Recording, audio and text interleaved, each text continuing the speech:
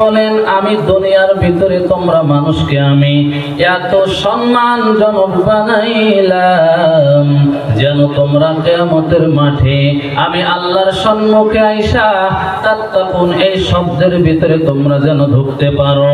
তাত্তাকুন যারা আল্লাহকে দেখে ভয় করে গুনাহ করবে না, গুনাহ না করে যারা নেক আমল করিয়া আল্লাহর কাছে যাবে, আল্লাহ পাক বলেন ওই বান্দারা হলো মুত্তাকি। আর মুত্তাকি দরওয়াজা হবে আমার আল্লাহর তরফ থেকে জান্নাত। বলেন সুবহানাল্লাহ। মুত্তাকিনদের জন্য কোথায় জায়গা হবে? কোথায়? সবার মুখে আওয়াজ নাই, কোথায়? জান্নাত। আরে মুসলমান, কিছুই করতে পারলাম না, এখানে এসে আওয়াজটাও দিতে পারি না, দুর্ভাগ্যের বিষয়।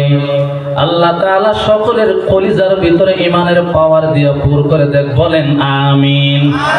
আমার আল্লাহ রাব্বুল আলামিন বলেন দুনিয়ার মানুষ এই দুনিয়াটা হেলায় খেলায় শেষ করলে হবে না। আমি আল্লাহর দরবারে তোমার আয়েশা জবাবদিহিতা হতে হবে।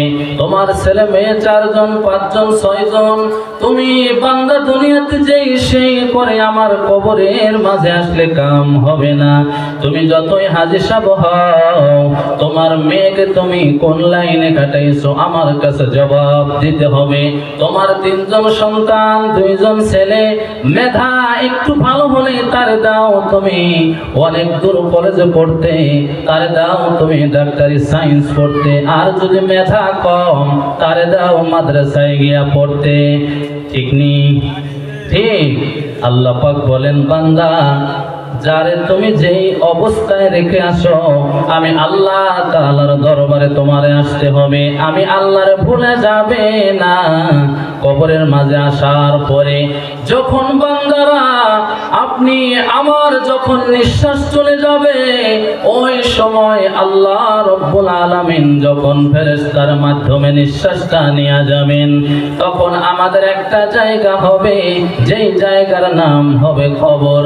ওই কবরের মাঝে যাওয়ার পর আল্লাহ রব্বুল আলামিন যখন আমাদেরকে ফেরেশতার মাধ্যমে জানতে চাইবেন, এ ফেরেশতা যাও, এই বান্দা দুনিয়ার মাঝে মানুষের সামনে অনেক দিমাগ দেখাইছে, নিজের অহংকারের কাছেও চাপা যায় নাই, নিজের অহংকার টাকার গৌরবে কোনো গরিব মানুষকেও খাওয়াই নাই, আবার অনেক গরিবরে গরিব গলায় ধাক্কা দিয়ে বের করে দিয়েছে।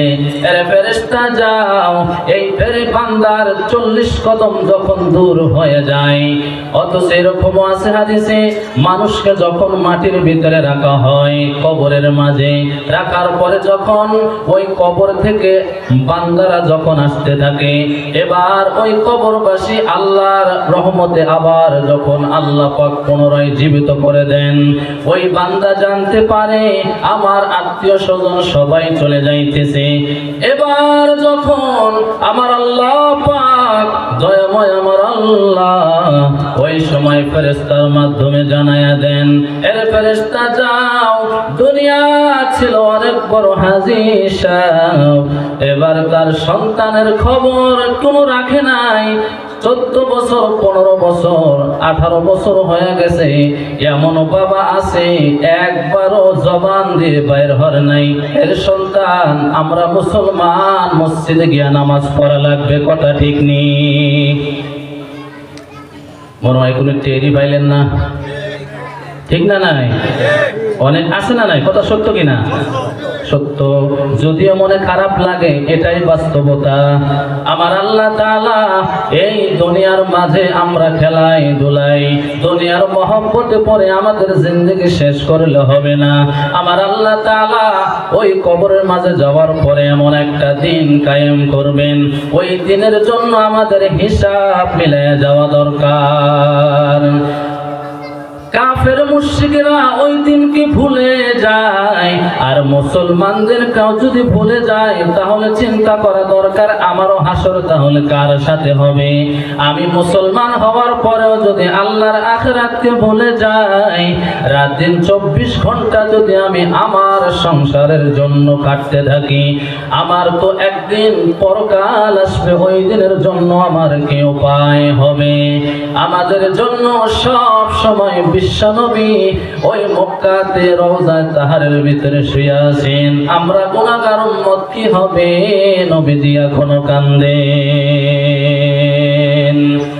আল্লাহ রাব্বুল আলামিন যখন কিয়ামতের ময়দান এরকম যখন কায়েম হয়ে যাবে, আল্লাহ রাব্বুল আলামিন ওই ভয়ঙ্কর দৃশ্য দেখিয়া সমস্ত মানুষগুলা আমার আপনার নবীর কাছে আসার আগে সর্বপ্রথম যাবে আদম আলাইহিস সালামের কাছে। যখন আদম নবীও বলবেন, এ বান্দারা আমি তোমাদেরকে কোনো সুপারিশ করতে পারবো না। এভাবে যখন নানান রকমের ফয়সালা, নানান রকমের কথাবার্তা দিয়ে যখন অন্য নবীর কাছে দিবেন, ঈসা নবীর কাছে এক জবাব, মুসা আলাইহিস সালামের কাছে একই জবাব। আমরা আল্লাহর কাছে সুপারিশের কোনো ইজাজত পাই নাই। কিন্তু আখির জামানার আমার আপনার নবী মুহাম্মদ ওই রওজা তাহারের ভিতরে এখনো আমরা উম্মতের জন্য কান্নাকাটি করেন।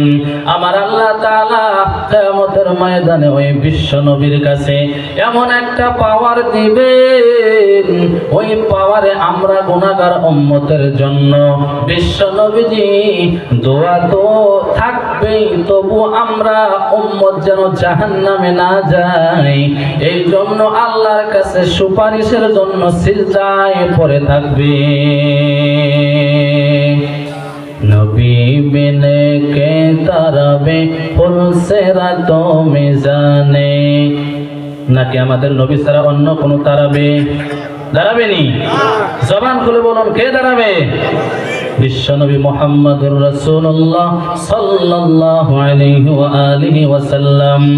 নবী বিনে কে তারাবে ফুলসিরাত মিজানে, কেমন মায়ার নবী আমার,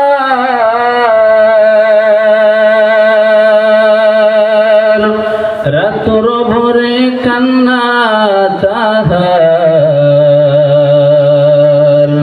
কেমন মায়ার নবী আমার,